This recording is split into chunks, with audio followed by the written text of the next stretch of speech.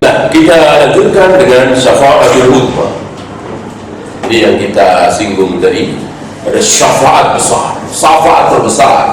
Syafaat ini hanya milik Nabi SAW.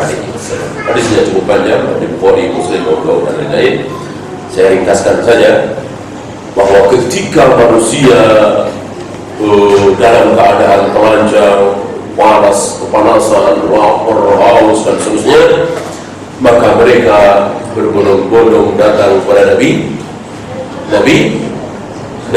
Adam, karena mereka menyangka bahwa Nabi Adamlah yang sanggup.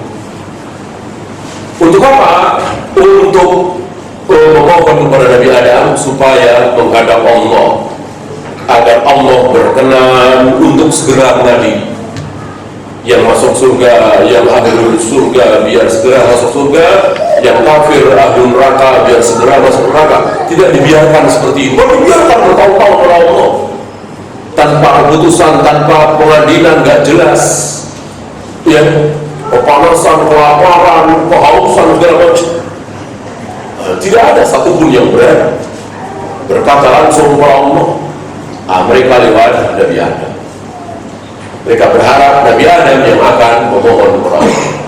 Dan ternyata Nabi Adam tidak berani, tidak sanggup. Ya, maka Nabi Adam mengatakan, kalian semua akhirnya hidup di bumi, bukan di surga, karena kesalahan. Kan logikanya kalau Nabi Adam tidak berbuat kesalahan mendekati pohon itu, kan berarti anak cucunya lahir di surga. Kalian semua hidup di bumi, tidak di surga karena kesalahanku. Bagaimana aku berani? Jangan datang kepadaku, mintalah kepada Nuh, Rasul pertama. Dari sini kita tahu bahwa para nabi, para rasul diberi ilmu oleh Allah bagaimana perjalanan hidup manusia. Ya. Ketika Nabi Adam wafat, atau sebelum Nabi Adam wafat, kenal nggak dengan Nabi Nuh? Kenal nggak? Tentu nggak kenal. Nabi Nuh itu siapa, ya kan? Orang belum lahir. Ya. Tapi setelah wafat, Allah yang memberitahu. Bukan berarti para nabi, para rasul menyaksikan bagaimana yang hidup juga. Allah yang memberitahu. Teknisnya seperti apa, Allah tidak usah kita bahas. Ya. Yang jelas Nabi Adam tahu bahwa setelah beliau, yang meneruskan dakwah beliau adalah Nabi Nuh alaihi salatu wassalam, Rasul pertama. Mereka berbondong-bondong menuju Nabi Nuh, meminta kepada Nabi Nuh supaya menghadap Allah, memohon kepada Allah agar Allah berkenan mengadili manusia. Apa jawab Nabi Nuh? Aku tidak sanggup, aku malu, karena doa mustajabahku sudah aku pakai untuk membinasakan umatku. Ya. Seluruh nabi dan rasul punya doa mustajab. Berapa? Satu. Kalau istilah kita mungkin doa pamungkas. Ya. Kalau doa mustajab kan banyak, masa cuma satu. Tapi yang satu ini pasti. Kalau minta apa saja pasti. Seandainya ada seorang nabi memakai doa ini untuk berdoa, ya Allah matikan seluruh manusia di muka bumi ini semuanya, Allah akan kabulkan. Ya Allah rubahlah gunung ini jadi emas, Allah akan kabulkan. Satu. Seluruh nabi dan rasul sudah memakai doa mustajabah, doa pamungkas itu, kecuali aku, Rasulullah SAW. Aku akan simpan doa itu, akan aku pakai nanti di yaumul qiyamah kepada manusia. Jadi beliau satu-satunya nabi yang doa mustajabahnya belum dipakai, akan dipakai oleh nabi nanti untuk menyelamatkan manusia. Syafaatul umat tadi. Ya. Lalu Nabi Nuh mengatakan, datanglah kepada Musa, Kalamullah. Ya. Nabi Musa juga tidak sanggup. Nabi Musa mengatakan, datanglah kepada Isa, Ruhullah. Nabi Isa juga tidak sanggup. Lalu mereka datang kepada, meminta kepadaku supaya aku memohon kepada Allah agar Allah berkenan mengadili manusia. Maka aku segera sujud. Aku sujud di bawah arsy. Hanya Allah yang tahu berapa lama aku sujud. Mungkin 10 menit, mungkin setengah jam, mungkin 1 jam, mungkin seharian, mungkin berhari-hari, nggak ada yang tahu kecuali Allah.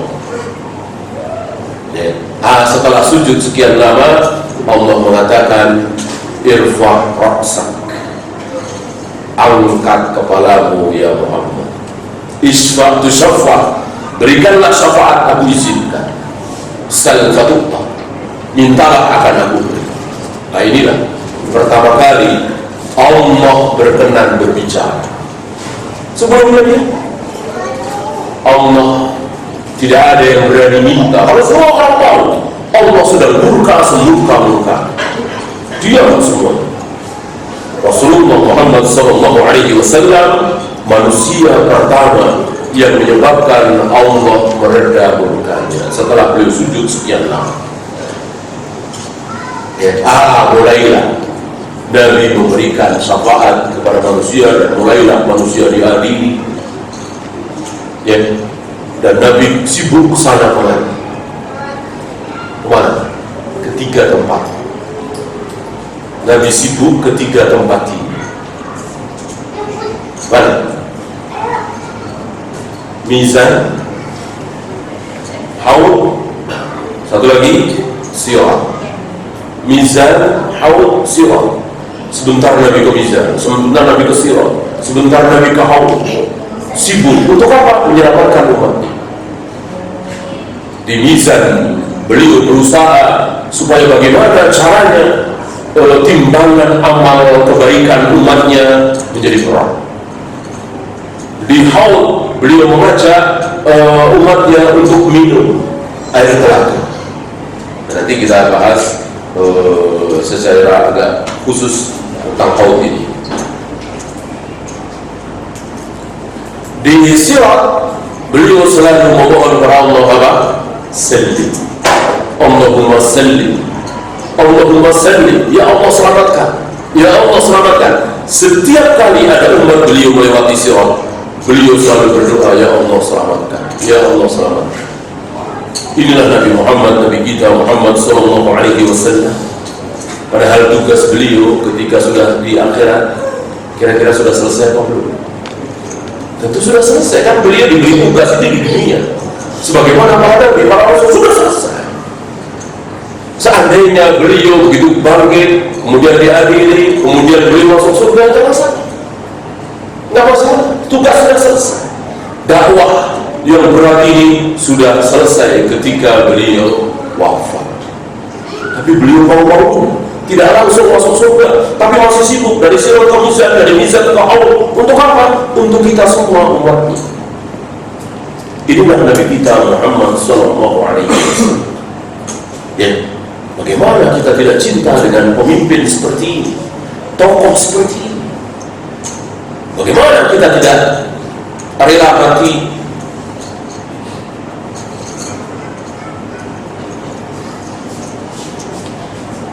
untuk tokoh seperti ini? Bagaimana?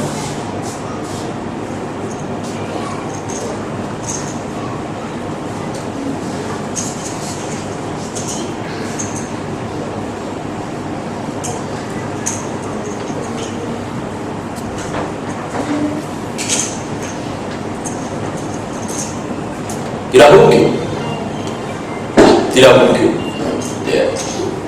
Kalau sampai kita tidak rela mati demi beliau, dan ini sudah dilakukan oleh para sahabat. Para sahabat siap mati, rela mati demi beliau. Kalau kita marah, kalau kita tersinggung, beliau dihina, wajar sekali. Bahkan siap mati, bahkan siap perang kalau beliau sampai dihina, dicaci maki, direndahkan. bukan seorang mukmin sejati ketika membiarkan beliau dihina. Ketika beliau masih hidup, masih ada ampun, masih ada. Artinya terserah beliau mau mengampuni atau tidak. Beberapa orang Yahudi yang menghina beliau, ada kalanya diampuni oleh beliau, ada kalanya tidak. Seperti Ka'ab bin Ashraf. Ka'ab bin Ashraf ini seorang Yahudi yang sering mengeluarkan syair-syair mencaci beliau. Kemudian ada seorang sahabat bernama Muhammad bin Maslamah minta izin kepada Nabi, ya Rasul, bolehkah aku bunuh dia? Nabi mengatakan boleh. Berarti Nabi tidak mengampuni Ka'ab bin Ashraf ini dan mati dengan cara yang luar biasa. Antum harus belajar dari para sahabat untuk membela Nabi. Jangan cara Yahudi antum pakai. Membela Nabi turun ke jalanan pakai demo, ini bukan cara sahabat. Lihat cara sahabat. Ya Nabi, izinkan aku bertemu dengan Ka'ab bin Ashraf dan izinkan aku untuk berbicara agak buruk tentang dirimu. Agar apa? Agar Ka'ab bin Ashraf tidak curiga kepada aku. Agar Ka'ab menyangka aku murtad. Gitu. Agar aku bisa berduaan dengan dia, akan aku bunuh dia. Nabi mengizinkan dia. Tidak ada yang tahu. Tiba-tiba Ka'ab bin Ashraf mati. Inilah sahabat. Cara yang luar biasa. Bukan teriak-teriak di jalan, pakai demo ini, apalagi sampai menjatuhkan hukuman mati. Salman Rushdie. Siapa itu? Irak Khomeini. Ya gimana ini? Ini jauh dari cara sahabat. Oh kayaknya hebat, berani memutuskan hukuman mati bagi Salman Rushdie. Tapi tak mati juga Salman Rushdie, ya kan? Malah sembunyi, dilindungi. Ya sedunia tahu semua, dijatuhi hukuman mati. Lihat sahabat, cara cerdas. Enggak ada yang tahu, yang penting si Salman mati. Gimana caranya? Ini enggak. Cuma pamer saja, ini berani. Bukan seperti itu cara sahabat. Tujuan tercapai, akhir tidak tahu. Enggak ada yang tahu, hanya Nabi dan Muhammad bin Maslamah. Kemudian hari ketika sudah tidak ada fitnah, baru Muhammad bin Maslamah menyampaikan riwayat ini. Fitnah sudah tidak ada. Yahudi sudah kemana tahu, sudah terusir dari Madinah. Jadi itu nggak ada yang tahu. Ini sahabat. Diserahkan kepada yang ahli. Satu dua yang bergerak, bukan turun ke jalanan demo, mendemo Yahudi, mencaci maki Yahudi. Yahudi caci maki masih penting. Ini bukan caci maki Yahudi, tapi siapa? Israel semua. Untuk tahu Israel siapa? Israel manusia yang mulia, manusia soleh. Enggak ada manusia sesoleh beliau kalau bukan Nabi. Israel adalah Nabi Yakub, bapaknya Nabi Yusuf, anaknya Nabi Yusuf, cucunya Nabi Ibrahim. Bagaimana caci maki Israel? Yang biadab, yang salah, yang dungu, yang sesat bukan Israel, tapi Bani Israel, Yahudi. Ini Israel, Israel seorang Nabi. Apa kita bacaannya? Kullu ta'ami kana hillan li Bani Israel illa ma harrama Israilu ala nafsihi. Semua makanan itu tadinya halal bagi Bani Israel kecuali yang diharamkan oleh Israel sendiri terhadap diri.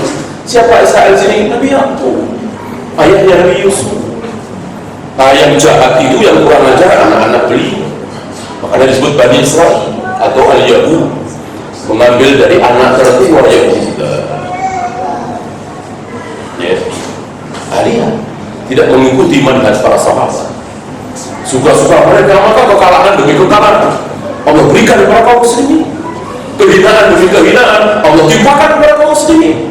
Karena tidak apa? Tidak mengikuti manhajnya para sahabat, jalannya para sahabat yang luar biasa. Sahabat dalam menghadapi Yahudi bertakuk lutut itu Yahudi, ditelapak kaki para sahabat, Sa'ad bin Mu'adh, luar biasa kisah Sa'ad bin Mu'adh menghabisi Yahudi Bani Quraidah hanya di mulut Sa'ad bin Mu'adh, yang setelah itu wafat, berpuncang arus dan seterusnya tentang ini sahabat. Maka kita tidak mungkin bisa mengalahkan Yahudi kalau tidak tahu cara sahabat, sunnah Rasul dan para sahabat. Alaikum bisunnati wa sunnatil khulafa'ir rasyidin al-mahdiyyin. Ya, bukan cara Hizbiyyin Harakiyin, justru cara Yahudi dipakai. Jelek-jelekin Yahudi, caci maki Yahudi, injak-injak bendera Yahudi. Apa untungnya bendera Yahudi diinjak-injak? Udah begitu, bukan bendera Yahudi ngambil dari Solo, Tel Aviv sana, bukan. Itu bikin sendiri. Benderanya beli di Tanah Abang, digambarin bendera Yahudi. Ngapain? Capek-capek bikin bendera Yahudi. Udah begitu dibakar, diinjak-injak. Ambil teriak-teriak Allahu Akbar. Habis itu kehausan minum, seolah-olah habis jihad melawan Yahudi, padahal bendera doang. Ya siapa yang gak menang sama bendera udah mati? Jangan benderanya yang diinjak-injak, lehernya Yahudi diinjak-injak. Kalau bisa, kalau gak bisa sabar. Berarti Allah belum berikan kekuatan. Allah akan berikan kekuatan kalau kaum muslimin taat kepada Allah, mengikuti sunnah Nabi dan sunnah para sahabat ridwanullah alaihim jami'an. Ini cara yang dicontohkan oleh Rasul dan para sahabat. Dan tidak mungkin kaum muslimin akan jaya kalau tidak mengikuti cara pendahulu. Ini kan kaidah yang diucapkan oleh Imam Malik, ditulis oleh para ulama. La tasluhu hadhihi ummah illa bima saluha biha awwaluha. Tidak akan jaya umat ini, tidak akan menang umat ini, tidak akan, kecuali dengan cara siapa? Cara pendahulu umat ini. Siapa pendahulu umat ini? Tentu para sahabat ridwanullah alaihim jami'an. Pakai cara mereka apa tidak? Kalau pakai cara mereka, insya Allah menang. Kalau bukan pakai cara mereka, kalah. Demokrasi, pemilu, pilkada, demo, ini bukan cara sahabat. Dijamin kalah kalau ini ditempuh. Lihat Fisdi Al-Jazair menang apa kalah? Menang, katanya hampir 80%, luar biasa. Akhirnya bagaimana? Hancur. Bukan kekuasaan Islam yang berkibar, malah aktivis Islam ditangkap. Tidak mungkin Islam bisa sejaya menang tanpa cara sahabat. Orang muslimin di Mesir menang juga sampai presidennya jadi. Sekarang bagaimana? Dan dia termasuk di negeri kita Indonesia. Kalau tidak memakai cara sahabat, jangan harap akan menang. Ya, musuh kejayaan Islam pakai tinta, pakai nyoblos, enak amat. Ya, dakwah ilallah, mengajak manusia mentauhidkan Allah, menggigit sunnah Nabi dengan gigi gerak, bertahun, berpuluh tahun, bahkan beratus tahun sabar. Ini 5 tahun menang, berjuang jadi daulah Islamiyah. Cara siapa? 2005 bikin partai, 2000 partai Islam, 2010 berharap partai Islam menang, langsung tegak daulah Islamiyah. Mimpi. Gimana cara Rasul dan para sahabat ditinggalkan? Justru memakai cara Yahudi. Ya, cara demokrasi. Kafir muslim sama, di mata kafir muslim sama, bodoh berilmu sama, di mata demokrasi. Ya.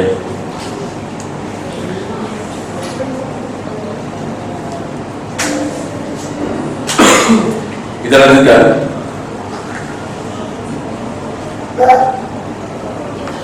Nabi masih mendamani dari haud ke sirat, dari sirat ke mizan. Untuk apa? Menyelamatkan kita sebagai umat Muhammad sallallahu alaihi wasallam. Banyak pemandangan yang luar biasa yang akan kita lihat nanti. Kata Nabi sallallahu alaihi wasallam, ada manusia yang kesana kemari menggendong kambing. Dan kambing ini tak mau dia, bersuara salah. Ya. Dan Nabi mengatakan, bukankah dulu aku katakan orang engkau, jangan sampai engkau bertemu denganku dalam keadaan seperti ini, gendong kambing.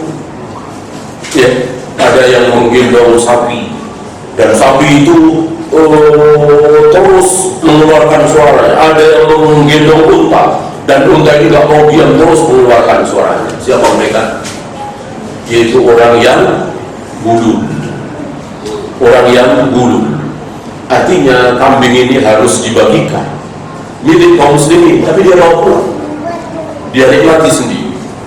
Sapi ini milik kaum muslimin, belum dibagi, tapi dia bawa pulang. Begitu juga unta. Ini gulu, harta umat, harta rakyat, tapi dia nikmati. Ya, melihat dari dalil ini, tidak tertutup kemungkinan nanti ada orang dibangkitkan gendong semen sekontainer, ya, gendong batu, gendong pasir, gendong aspal.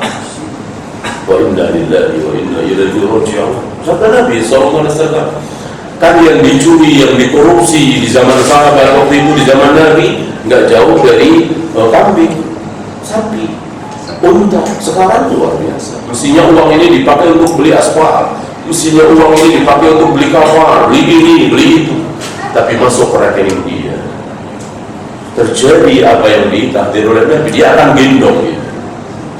Waliyadzubillah.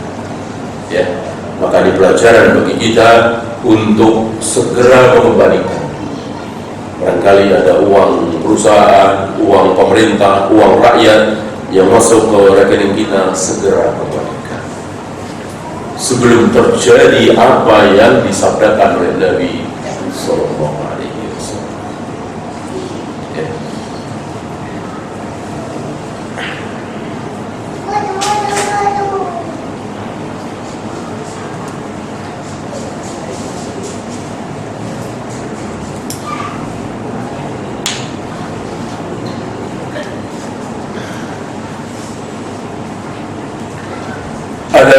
Ada lagi orang yang dibangkitkan dan ditampakkan kepada dia apa yang telah dia gambar, apa yang telah dia lukis, apa yang telah dia pahat. Melukis patung manusia, menggambar harimau, menggambar buaya, ditampakkan, dikumpulkan gambar-gambar yang telah dia lukis, patung-patung yang telah dia pahat, Allah kumpulkan, Allah tampakkan di hadapan orang ini, dan Allah menyuruh kepada dia untuk apa?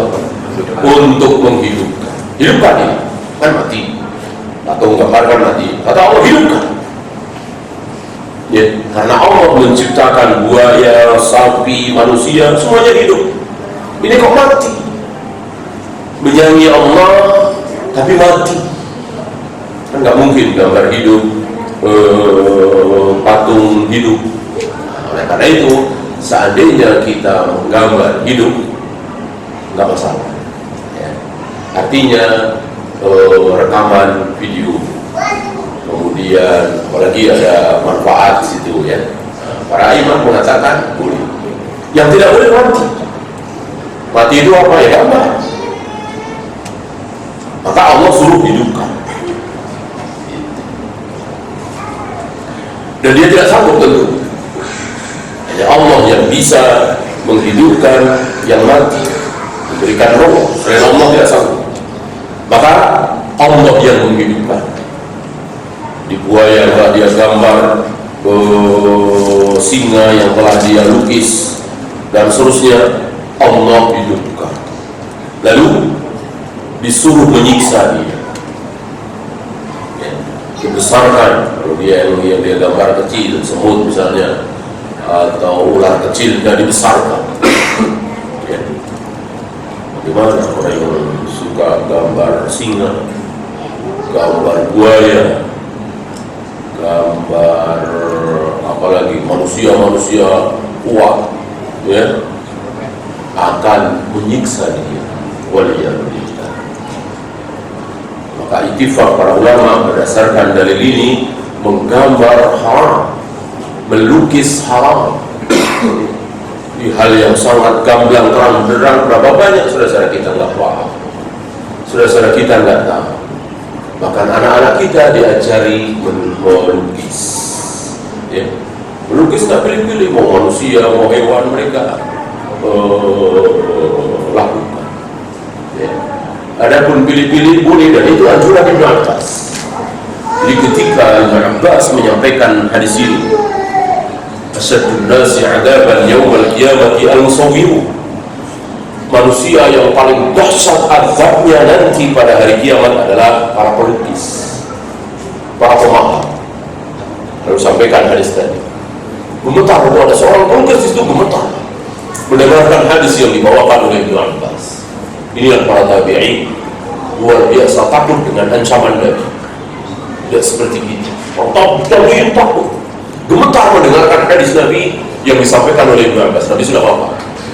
Kata Ibnu Abbas, jangan takut, teruskan engkau melukis, tapi jangan melukis manusia, jangan melukis hewan. Banyak, ada gunung, ada laut, ada pohon, lebih bagus. Silakan pemandangan boleh. Yang tidak boleh hanya manusia dan hewan.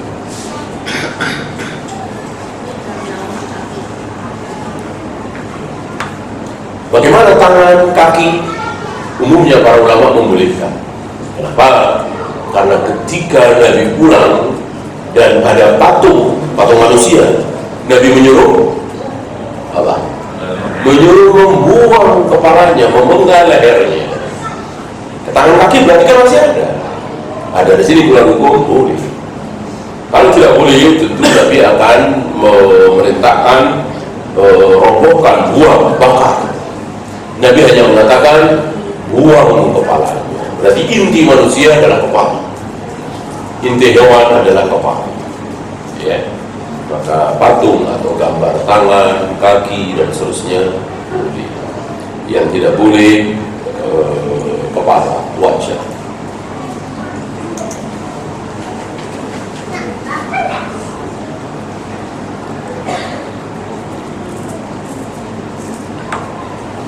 Ini ada yang tertinggal.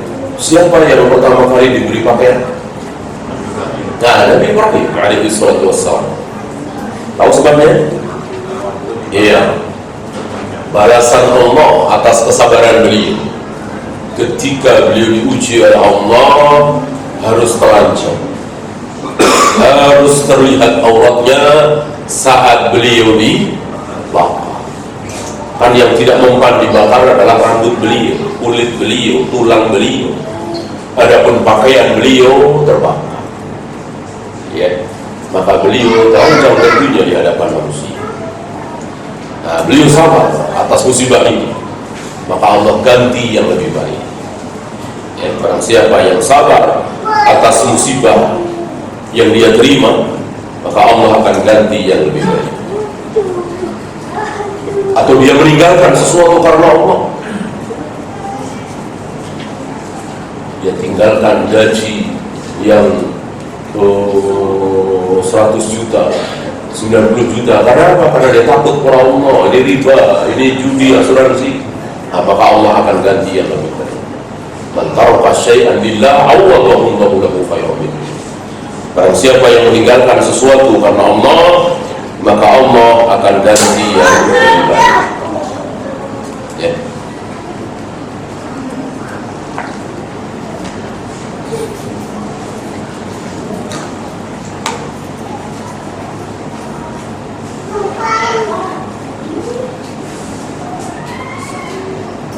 Apa yang ditimbang? Apa yang ditimbang di dalam mizan itu? Pertama, amal, jelas. Amal itu ditimbang. Kedua, selain amal, apa? Iya, badan, tubuh akan ditimbang. Oleh karena itu Nabi mengatakan ada seseorang yang datang pada hari kiamat dengan badan gagah, tinggi besar, tetapi setelah ditimbang tidak sampai seberat sayap nyamuk yang sebelah. Berarti enteng sekali, ringan sekali. Kenapa? dan tidak punya kebaikan, tidak punya amal. Ya. Nah, sementara ada betis kecil, tetapi ketika ditimbang lebih berat dari gunung Uhud. Betisnya siapa? Ibnu Mas'ud. Ya. Ketika Ibnu Mas'ud naik pohon unta, pohon kurma, terlihat oleh para sahabat dari bawah betisnya kecil. Ya, kita tahu Ibnu Mas'ud salah satu sahabat yang kecil, kurus. Ya. Para sahabat di bawah melihat itu ketawa, mentertawakan. Ya. Sahabat manusia, ya. Ada yang aneh, ada yang lucu, ya ketawa. Ketawa ya ketawa, ya. Nggak terlalu apa itu jahil, ya. Ketawa ya ketawa. Manusia biasa, sahabat. Marah, ya kan? Ngabur ya ngabur, ya kan? Manusia, persis manusia, bukan malaikat. Ya. Abu Bakar Umar berapa kali berselisih dia kan? Di hadapan Nabi SAW. Manusia, pasti ada lah manusia, nggak cocok, beda pendapat, berantem, gebrak meja, ya. Manusia, dan masih di dunia, belum di surga. Nah, Nabi mengatakan betis yang kalian tertawakan nanti akan ditimbang oleh Allah dan lebih berat dari gunung Uhud. Inilah informasi. Nah, tahulah kita bahwa yang akan ditimbang bukan hanya amal, tetapi juga badan. Badan tentu berat dan tidaknya dipengaruhi oleh keimanan, kesabaran, tawakal dan seterusnya. Amal-amal hati yang lebih besar dari amal jawarih. Ya.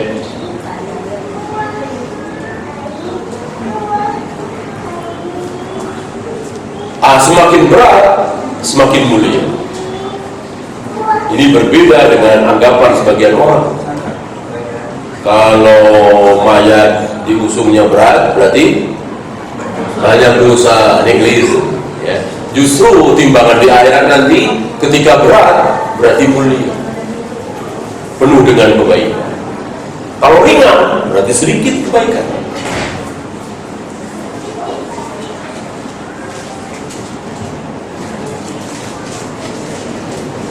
Kan dalilnya jelas, wa amma man thaqulat mawazinu fa huwa fi 'ishatir radiyah. Barang siapa yang berat timbangannya, berarti yang berat itu yang baik. Fa huwa fi 'ishatir radiyah. Dia akan berada dalam kehidupan yang penuh dengan ridha, diridhoi oleh Allah di surga. Wa amma man khaffat mawazinu, adapun yang timbangannya ringan, maka tempatnya adalah Hawiyah, neraka Hawiyah, salah satu nama neraka. Berarti timbangan yang baik adalah yang ya. Dan ada kalimat-kalimat yang ringan di lidah, mudah diucapkan, tapi berat ditimbang. Apa? Subhanallah min adi.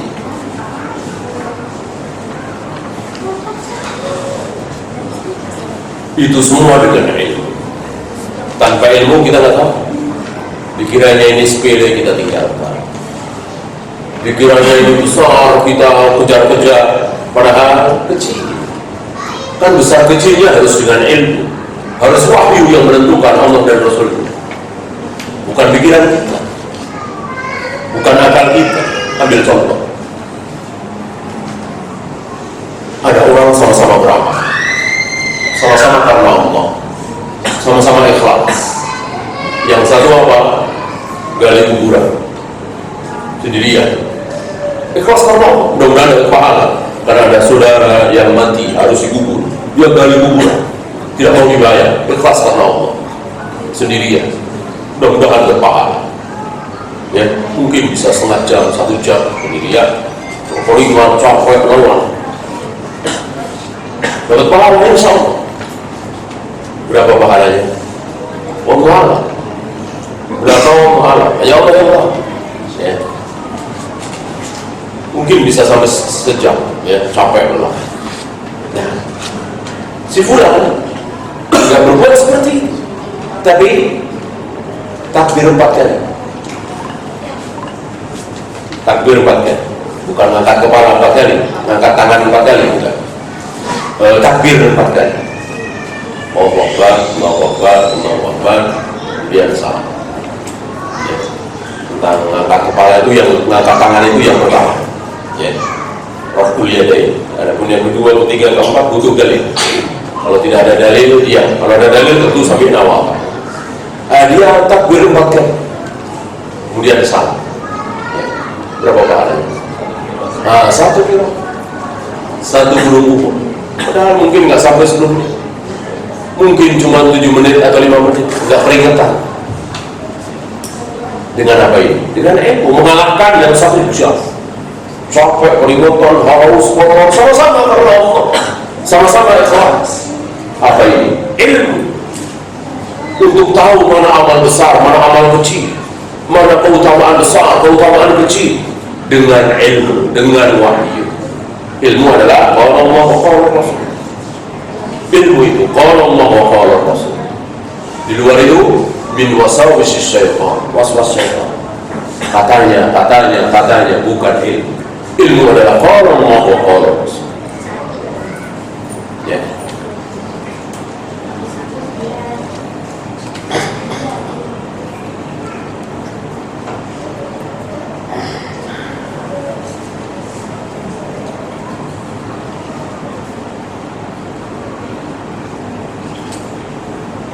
Kita lanjutkan dengan peristiwa yang sangat menarik, yaitu yang kemarin kita singgung sedikit tentang hadis bitokoh. Hadis bitokoh, bitokoh terjemah bebasnya apa? Kartu bitokoh. Kartu apa yang dimaksud? Kartu bitokoh yang di situ ada tulisan La ilaha illallah. Ya. Siapa dia? Dia adalah manusia yang hidupnya penuh dengan dosa, ahli maksiat. Tapi dia bertauhid La ilaha illallah. Lalu ditampakkan kepada dia dosa-dosa yang telah dia lakukan. Ada catatan di situ: berzina, minum khamr, berjudi, membunuh, korupsi, segala macam. Berapa? 99 gulung. Catatan di hari itu. Kan jarang yang lembaran gitu ya, tapi gulung, digulung. Ketika satu gulungan ini dihamparkan, jauhnya sejauh mata memandang. Sejauh mata memandang. Isinya apa? Dosa semua. Jam sekian hari anu dia berzina, jam sekian hari anu dia berjudi, jam sekian hari anu dia minum khamr. Isinya itu. Gak ada sholat, gak ada puasa, gak ada zakat, gak ada haji. Isinya dosa semua. 99 gulung. Satu gulungnya sejauh mata memandang. Kayak apa itu saya? Allah bertanya kepada orang ini, engkau ingat dosa-dosa yang engkau lakukan ini? Dijawab dengan jujur oleh si hamba ini, aku ingat ya Allah. Tidak ada yang aku lupakan, semuanya aku ingat. Yang besar, yang sedang, yang kecil, aku semua ingat. Allah bertanya lagi, barangkali malaikat pencatat ada kesalahan. Ya sebetulnya engkau tidak melakukan, tapi dia catat. Dijawab oleh si hamba ini, tidak salah, betul semua. Ya. Allah bertanya lagi, barangkali engkau punya udzur. Ya. Engkau minum khamr misalnya karena engkau dipaksa, kalau tidak engkau dibunuh. Engkau berjudi karena engkau dipaksa begini-begini, punya alasan lah, punya udzur. Dijawab oleh orang ini, enggak punya udzur. Ya.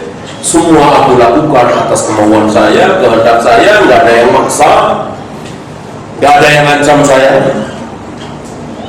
Saya tidak punya udzur. Allah mengatakan, engkau punya satu kartu. Engkau punya satu kartu di toko. Apa isinya? La ilaha illallah. Orang ini mengatakan, apa artinya satu kartu ya Allah dibandingkan dengan dosa-dosaku sebanyak ini? Ternyata ditimpa. Ya. Berat mana? Berat kartu itu. Ya. Maka Allah ampuni dosa-dosanya dan masuk surga. Apa fawaid dari hadis ini? Bahwa tauhid jangan diremehkan. Tauhid akan menghapus dosa-dosa. Tauhid adalah sesuatu yang paling besar pada diri manusia. Maka orang yang bertauhid akan besar.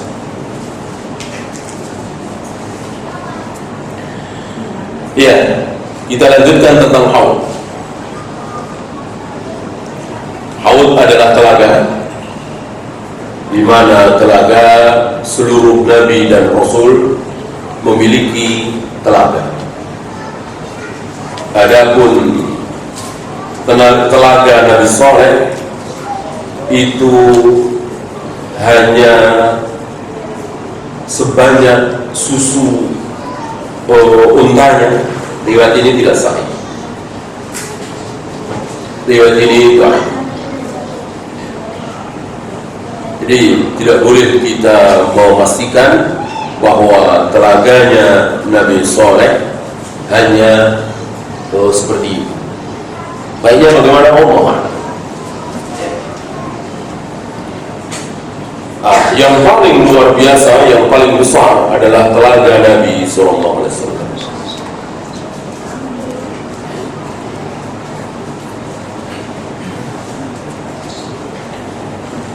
Arduhu mithlu tulihi.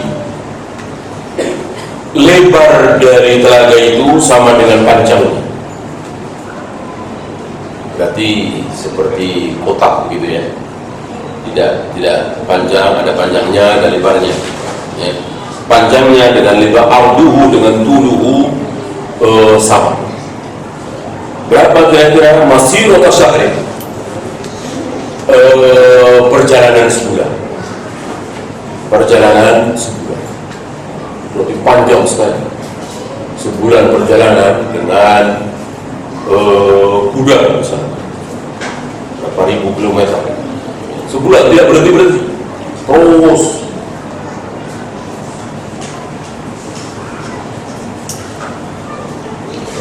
Adiyahu ka'adadi nujumi sama. Jumlah gelas-gelas. Jadi telaga di sini ada gelas-gelas yang dipakai untuk minum. Jadi tidak mengambil dengan tangan, tidak langsung diseruput di telaga, tapi ada gelas aniyah. Itu sebanyak bintang-bintang di langit. Berapa juta? Ya. Dan air telaga ini sama dengan air telaga yang ada, air telaga yang disebut sebagai Al-Kautsar. Oleh karena itu para ulama termasuk Ibnu Katsir ketika menafsirkan inna a'tayna kal-kautsar itu membawakan hadis haud. Padahal sama apa tidak? Tempatnya sama atau beda? Beda. Haud itu di mana? Haud itu di mahsyar. Belum sampai surga. Adapun Al-Kautsar sudah di surga. Berarti kan beda. Haud beda, Al-Kautsar beda. Tapi kenapa para ulama sering membawakan hadis ini ketika menafsirkan Al-Kautsar? Jawabnya karena airnya sama. Jadi air yang ada di Haud dengan air yang ada di Al-Kautsar sama. Bagaimana sifat airnya? Jika diminum maka tidak akan pernah haus lagi selama-lamanya. Ya, itu air Al-Haud atau Al-Kautsar. Sekali minum, teguh misalnya, nggak akan haus lagi selama-lamanya. Beda dengan air kita ini. Nggak minum, haus lagi, habis lagi, haus lagi. Nanti akan haus lagi, besok haus lagi.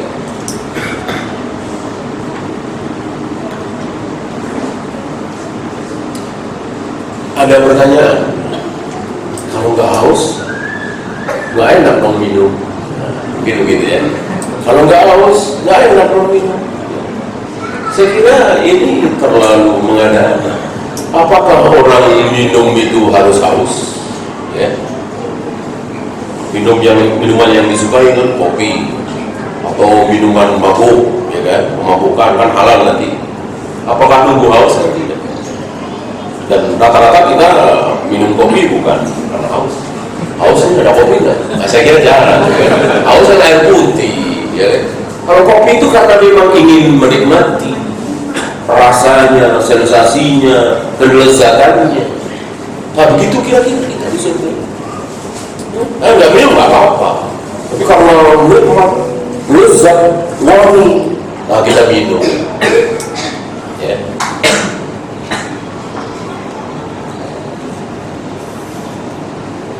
Jadi makannya, minumnya dan seterusnya betul-betul karena nikmat, bukan karena kelaparan, bukan karena kehausan, ya.